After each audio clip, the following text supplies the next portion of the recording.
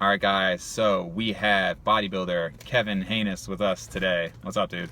Nothing much, man. Thanks for having me. What's going Absolutely. on, guys? So, Kevin just competed a week ago, 2 weeks ago? Oh, yeah, 2 weeks ago on the dot. Okay. And what was the organization? Like, tell us a little bit about it. So the last show was WNBF Worlds. I was competing as an amateur. Looked my best, but placed my worst. So it was just like a high caliber competition. I was really impressed by the federation too, how there's 340 competitors. And 70% of them were from outside of the U.S. Huh. So it was a legitimate world championship. And I was out of 5 heavyweights, I got third.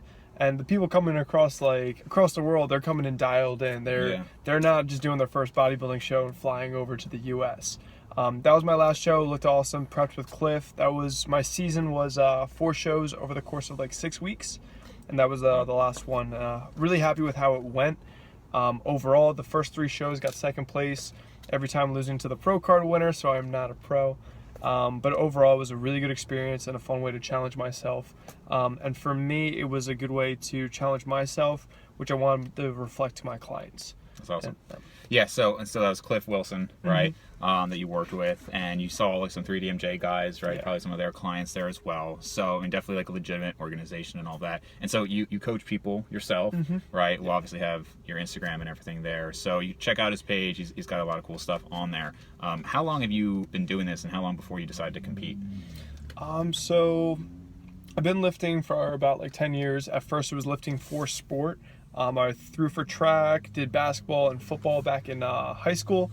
Before then, I grew up as the chubby kid, so I always wanted to be in shape to get some attention from girls. Right.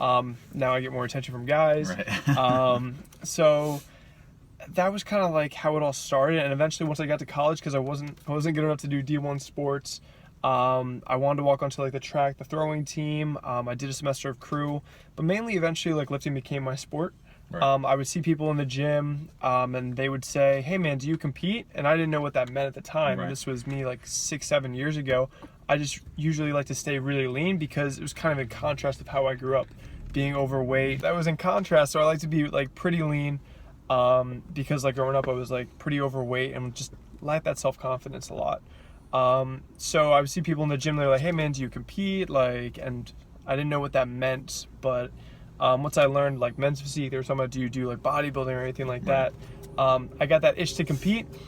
Did a little like 12-week prep, which everyone kind of like gets into, and then I competed and I looked awful on stage. Did you have a coach? No, No I just went in on my own. I think I was doing weird things, but I was eating like 80 to 120 grams of fiber per day. I don't know. Wow. I was like, fiber, it's good for you, but pretty much that's like how I started, and that was what got me really interested in being evidence-based. And from there, that was kind of how everything started for me.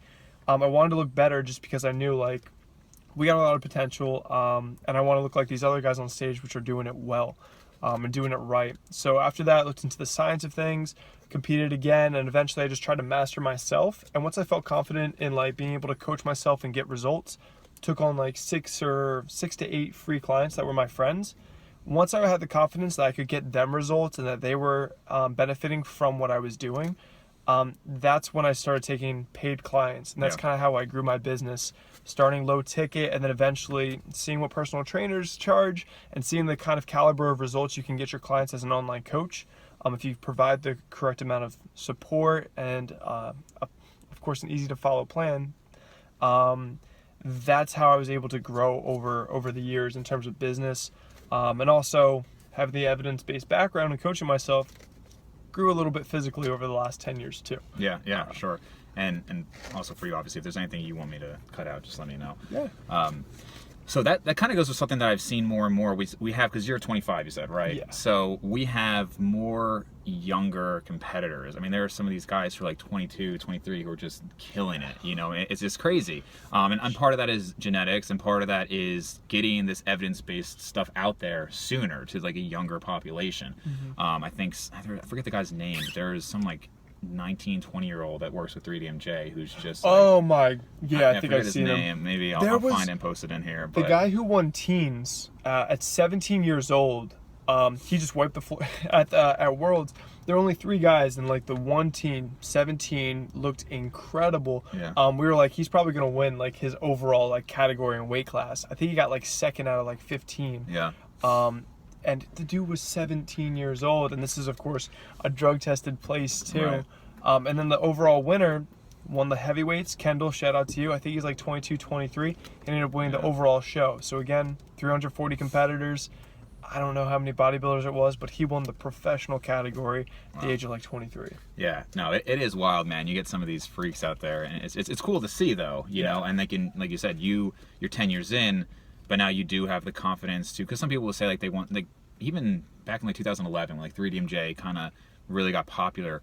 Most of the people who were coaching were people who have been doing this for maybe even 10 years, but they got a later start. So they were in their 30s, their 40s. Now you see people who are like legitimately evidence-based, great physiques, and they're 25 years old. Like it's kind of crazy to see that. I think it's also maybe social media, like a kid who's like maybe 10 or 11, 12, they catch on to maybe Instagram and they're like, wow, that guy looks really cool. Like, why is that? That was kind of me growing up. I like didn't understand like why. I was like, that person just has a cool look to them. And then later on, I'm like, oh, they were jacked. They just carried a lot of muscle mass. Right. People are kind of catching on to that now, earlier at like the age of 10, 11, 12, and they're like, I want to be like that now. And also, more commonly, the evidence-based stuff is getting more and broader exposure. These kids are learning that, and they're like, oh, well, I'm not going to stunt my growth if I start training at like 11, 12 years old. So let me get into this. Let me start gaining a little bit of my foundation.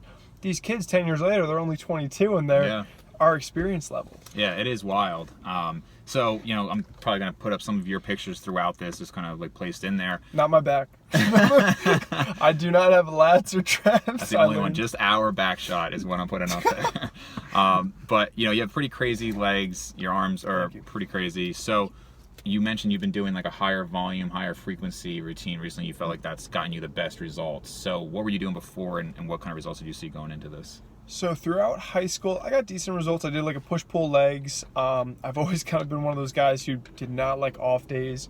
I know many of us are, and oftentimes it's a good idea to take off days as much as we hate it. But I did get some growth doing push-pull legs twice a week, so it was like 6 training days. Then I got into powerlifting. Some things that I learned through powerlifting, because I co-founded the team at Rutgers, and when I was doing squats like 4 times a week, and of course we compete in the USAPL, they're really into making sure everyone's hitting like very deep squats. That's where I saw like a lot of leg growth as my squat increased, and I was squatting 4 times a week. My bench was starting to get better, and I was benching like 4 or 5 times a week, deadlifting like twice a week, and I was starting to understand like frequency. There's something here, especially because my legs are probably, my quads are my best body part. Once I transitioned my goals back into bodybuilding, I was like, let me try to take some of these things I've learned with powerlifting and kind of try to see if they apply as well. And seeing a lot of the research coming out with like frequency, usually they say 2 to 3 times per week for broadly against muscle groups. It's going to be the best way to do it. But I've noticed when I threw in arms every day, broke that up and like said, all right, let's distribute hitting my arms every day, every time I train, so 6 times a week or so. That's when I got an explosion of growth. I couldn't get over 17-inch arms for a long time. When I threw this in and gave it probably like 10 months of bulking, I got up to nearly 18-inch arms. So that was something, and it's probably like their quicker recovering muscle group. I remember reading back, when you stimulate a muscle, it grows for 24 to 48 hours, variable per muscle. And then maybe also as we get like further and further in our training career, I think I've heard or read that it's, you get a little bit of a shorter response. So maybe that like anabolism only lasts like maybe 24 hours when it used to be 48. So you may benefit from getting a little bit more, hitting more frequently through the week. So the way that I train right now is an upper lower split. Every day ends in a bicep, tricep, middle delt, superset. And that's how I've liked to train. And that's probably been my last like 2 years. And I've changed things slightly, and I'm adopting more of the principles because I'm a big fan of Mike Israetel, the MRV concept. So now I'm kind of like progressing my sets. I've been training a long time for a ridiculous amount of volume, like 40 chest sets a week, like 40 sets of quads. Good thing I haven't had too much injuries. But I want to try to adopt more of a evidence-based practice, see how it works for me, Yeah. progress sets, and then see like when I'm starting to feel those symptoms of being like overtrained or when I need to pull back. And So when you were doing like 40 sets, you're saying this was before you kind of followed the landmarks, like you were just staying at 40 all the time? Yeah. So my training would be, my workouts are typically like 4 supersets, so upper or lower. I think maybe my lower was like 5 supersets. So it'd usually be push pull, push pull, push pull, and then finish up with arms. And usually it'd be 4 sets per exercise. And then I'd hit it 3 times a week. So right off my head, that would be like, what is that? So 12 chest sets per upper day. So that's 36 sets per week. And then sometimes I would finish with flies as like a How long are these finisher. workouts taking you? 2.5 hours, I think. Man. I've had some, back when I did powerlifting, I was okay with training like an average of like 3.5 hours a day or 3 hours. So I've kind of like That's crazy, man. been used to that for some time. Right. You So- don't need to do this to Yeah, progress. yeah. Definitely not. I would not recommend jumping straight up to that. And that's why I'm also trying to learn, kind of dialing it back a little bit and then progressing and see like maybe 30 sets is better. Maybe 40 sets is too much. Maybe I need 50 sets in some areas. So it's always a learning process, and we can see all these broad scope ideas, but we got to implement them and see how we respond to them. Right, So right. I'm in a learning process. Kevin's also on a boatload of steroids, right? All So- of them. If you could tell by my traps, the lack thereof. Right. So how are you planning on bringing up your back and traps? So I told you guys how I was doing like upper lower, like a push pull on all my upper days. So now I've decreased that to 2 of those supersets per day has chest. There's back in every one, so that's 3 back movements. And then instead of that 3rd chest movement, it's now traps. So I'm doing shrugs. I'm also learning more on like a little bit of pre-activation because I think I've struggled to activate my lats. I've never really gotten sore from like hitting lat pull downs and stuff. So trying to learn better into making sure that those are the muscles taking the load, because we all know progressive overload is important. But if like you're doing lat pull downs and your biceps taking the majority of the load, you're just going to get bigger biceps. Your lats aren't going to grow too much. So I think that's something that probably over the years I've probably gotten maybe a little bit worse because I've never made it a big focus. Yeah. So I have a feeler exercise that's really slow and focusing on really squeezing at the end of it. So I have a feeler exercise. I do some pre-activation stuff, really just trying to get my lats to cramp before I start training. And then also throwing in some barbell shrugs on that 3rd exercise or that 3rd superset. Also a little bit of farmer's carries when I'm able to get in for maybe an extra day. Yeah. But that's the main way. Yeah, I think it's, and this is something we were talking about at the gym before, is, you know, if you listen to a lot of my stuff, you will hear me say, you know, progressive overload, getting stronger on these movements. You know, you're not, something I'll say is like, you know, you're not going to see somebody benching 315 for 10 if they have like no chest, right? But yeah, I mean, there probably are some exceptions to that. I mean, I know there are some exceptions if you look at like top powerlifters. Sometimes they just have like ridiculous form and great genetics and other muscle groups. But for the most part, if you're that strong for reps, you're going to have big, you know, muscle groups that are doing that movement. What I would say though is, going with what he said, if you're just not feeling it at all, if that muscle group has like never been sore, there probably is a problem there. You know, probably the only muscle group that I have that hangs with Kevin would be my back, which is probably one of my more strong points. But that, I didn't do anything for my back specifically. You know, when I was like 15, I remember like my dad commenting to his friend about my back when we were at the beach, and like I had just started lifting. Like it was just the muscle group that responded well, and it wasn't like anything I did. You know, it was just, that was kind of my strong point. Whereas like other things, like I have no upper chest. You know, it's just like, it's just not there. You know.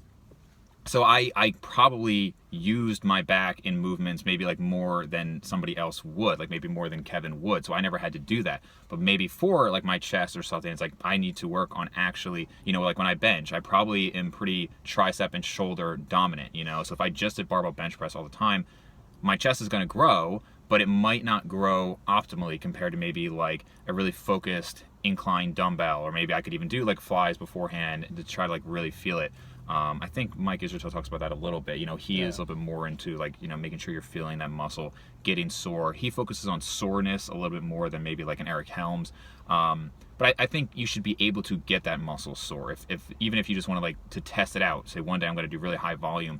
If that muscle isn't sore at all, and especially if it's like a new movement, it's probably not hitting that muscle ideally. You know, it's not that that's not going to grow. I'm sure your back is bigger now than it used to be, but is it as big as it could be? Maybe not if you haven't been feeling it. Exactly. And so knowing this, and also that was a great thing with this bodybuilding prep, is now I kind of like I've seen myself stripped down. Pause. I stripped down to body fat, and I've noticed like, hey man, like your lats are weak, like traps definitely can like work on this area, and it's cool to see like from an objective perspective what I lack. So that's why it's going to be something I'm like prioritizing, like training moving forward. And then also the day after the show, I talked to Cliff, and he was like, hey, yeah, maybe there is something there where you're not hitting your lats as much. You maybe just struggle mentally. Sometimes when we first get into training, you accidentally do things right, and sometimes you do some other things wrong. So like you just automatically like, oh, my lat's like the strongest thing for this lat pull down, so like why isn't it should take the majority of the load. And then some people will like bench press, as you said, it's like, oh well, their body makes a mistake, or just mentally they're not moving correctly, and they're making it into like a shoulder movement, but then they're gonna have some killer shoulders, but no chest. Yeah, exactly. But then also the day after, I really did a feeler motion where I was doing the one arm cable like rows, and I was really like pulling it all the way around and squeezing my lats. Next day I was sore, and I was like, this is different. Yeah, right. So that was a good start to this off season. Right. Yeah, and I think the example I gave was like Omar Isuf. You know, he doesn't have like super long arms. He's got a really like dominant chest. So when he bench presses, he could probably do flat bench all the time, and that's enough for him. You know, for me, I have a 6'4" arm span. I'm definitely more like tricep dominant, and so it's just not ideal for me. So, you know, a lot of people listening to this are just going to be interested in like general health and fitness. A lot of people never want to step on stage, but a lot of people do. A lot of people at least want to try at least once to get that lean. So, I mean, you're only a couple weeks from feeling that. Yeah. You seem to be doing pretty well. I mean, you seem lively, and like even, you know, when we were texting before, I remember thinking like, this guy is probably dead right now, you know, because he's like literally in the middle of competing. So how did you feel when you were getting your leanness, and what were some of the objective measures you saw? Yeah, so I've been doing some, I've been going to Lehman College and doing like a checkup every month to see like our objective measurements with like the in-body scan, strength and everything. And over time we got down to like 5.9% body fat, 5.8. But some of the more subjective things, definitely every week before a bodybuilding competition, we have like 3 days of really depleting. My macros those days are about 50 fat, 50 carb, and 250 protein. So I think that was in the realm of like 1,600 to 1,800 calories. Those days I would actually I really substantially feel it. And the things that I was feeling was like really fatigued, pretty short-tempered, and that related into like those days, one of them being Monday on these depletion days, and that's my busiest work day, checking in with my team. I noticed that something didn't go right. I wasn't as good at handling that. I was like, why is this frustrating me so much more than it typically would? So I noticed that my girlfriend would say I was short the whole time, but I noticed when I got under 205, so I started at 225-ish, my end stage weight was about 189 depleted, 192 was after like carved up.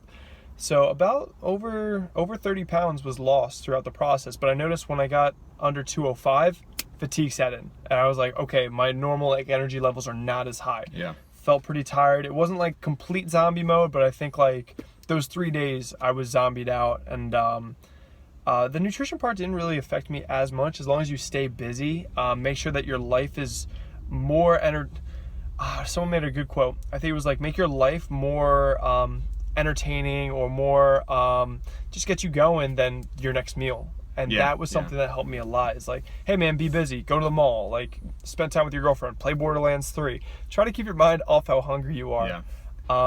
And then also, how's your sleep? Because for me, like I'm a very, very light sleeper. And when I get hungry, if I wake up and it could be like 2 a.m, I wake up and I'm hungry, I just don't go back to sleep. Like I'll just lie in bed. And I mean, that happens within like a month or two of cutting, unfortunately. That's for me probably my hardest thing, more than just like the suck of the hunger is there, but more so because it messes up my sleep. Okay. For me, it wasn't too bad. Really? Like for some reason, something I never really noticed too much of an issue was with sleep. Like it was always pretty consistent. I'm usually an early riser at like 4 or 5 a.m. So I'm in bed at like 8, 9 p.m. and it didn't feel like it was any different to me. Wow. I did add in, and of course, I'm not sure if it took effect or if it's just maybe placebo, but I did add in ZMA like midway through prep, and I felt my sleep quality did increase a little bit with that. Could be placebo or anything like that, but I also got really weird dreams on that. So yeah, if you're into heard, that, yeah, right. it's weird. But I think the really cool objective stuff that came out of this was I did my blood test when I was about 220 or 225. I think right before I started dieting. Testosterone, we all know it's good for gaining muscle. I was normally 550 when I was like off season, eating good, about 225, 220. 3 days out from my last show, I did a blood test and I got the results back. I was down to 197, which is the normal realm is like 250 to 850. Not really sure of the exact units of measurement. Nanograms per deciliter. He knows. Thanks, Doc. Yep. And so I'm actually like, I was technically like low T at that point. So I went from 550 and I'm 25 years old. And then I went all the way down to sub 200. So technically I'm low T right now, so I can get a prescription for steroids. There you go. NPC, here I come. So yeah, that is interesting. And did you say you're low right now still, or have you measured it again? I haven't gotten it done yet, but I mean, it's been like 2.5 weeks. Okay. So yeah, I wouldn't. Not enough time. Yeah. I think we're going to do like a 30 and a 90-day follow-up. Awesome. So we'll see. Keep you guys posted. Awesome. Yeah. So we'll probably, we'll talk. We'll see how it's going. We'll check back and see where your back's at. We expect huge improvements in those lats. I mean, we got like a low starting point, so it should be, only way is up from here. Right, and then maybe we can follow up and see, where your testosterone is and how you're feeling when you're, a little more fat. Yeah, less sunken in face. But I'm 5 pounds back. Thanksgiving helped a lot. Yeah, right. Got a Friendsgiving today, so we actually had 4 Thanksgiving parties planned. Oh, jeez. And it fell in all within like 2 weeks after my show. Wow. And normally people would like you're only up, you said like 5-10 pounds, something like that, which is great. A lot of people would not be recommended, not to have 4 Thanksgiving dinners, within a couple weeks. But I think nowadays people like 3DMJ, they are talking about doing these like taking a couple weeks and just really rapidly gaining weight and purposely gaining body fat to kind of get back to normal. But some people, I've had it happen to me. Eric Helms, when I got my leanest right after college, I dieted down to like 170 and I was up to 200 pounds within like 3 months or something like that. Now I was still only like 5 years into lifting at this point, so I actually did gain quite a bit of muscle. It was the biggest my arms have ever been. It was the strongest I'd ever been. So I could almost like got away with it in the sense that I was still able to gain a lot of muscle. But if you're advanced and you're dieting down and then you just gain 30 pounds, I mean, the majority of that is going to be fat and water and everything, of course. But it seems like you're doing it pretty well and it hasn't really gotten to you as much as some people. Yeah. And whatever like rapid weight gain you have, you got to diet that off at some point. This is, of course, after you get back to normalcy. So for me, probably normalcy where I was feeling better, normal, like 205, I think was where I was like, okay, after that, I started feeling that lethargy. So my goal was after the first 4 weeks to get up around, recovery diet says 5 to 10% weight gain. So for me, that would be putting me right around 200 to 210 pounds. But I'm noticing my mind is fighting me. Or my body fat distribution is a little different. Like the first 5-6 pounds, I noticed it was centralized more on like my abdomen. And I was like, wow, I barely have abs anymore, and I just came from the leanest I've ever been. So it's going to be kind of and a lot of people say this coming off the show time is it's mentally going to be tough because you're coming from like the leanest you've ever been. Like you had that goal to get better every week, and now it's kind of like almost taking a step back. Sure. So it's going to be tough with that. So I'm working my way up with the Thanksgivings. I'm not just being like, okay, like eat everything I want, eat until I want to vomit. I'm still making sure that I have good principles. Fasting the majority of the day around that meal, making sure that my daily calories are still within reason. My weekly calories is the priority, so the days around those big eating days, maybe roll back 500 or 1,000 calories. So at least I'm not going to be 220 at the like kind of my end bulk weight. I don't want to be there in 1 month because then I got to diet that off because I'm going to be uncomfortable. Haven't had enough time for things to get to like regular. And I've already done that. I've done my bulk as well, where I've gained 34 pounds in 2.5 months. Wow. And it's not a lot of time to be in that calorie surplus where you're going to get that productive training. That's why you want to take your time in a surplus and allow yourself to hit those PRs and probably spread out 34 pounds over like maybe 17 months. And then you'll be a lot bigger probably by the end point. Absolutely, man. All right, man. So where can people find your stuff? I'll obviously link everything down below. Yeah, so you guys can find me on Instagram. My @ is Hejnasty or Hejnasty, however you want to say it. And then also I have YouTube, so that's youtube.com/Hejnasty. And if you're interested in like coaching or anything, my @ is Hejnasty Coaching on Instagram, and that's where you can find me if you want to find me. Awesome, man. Is that Dana? Is that your girl? That's my sister. Uh... No, it is not. This is not Alabama.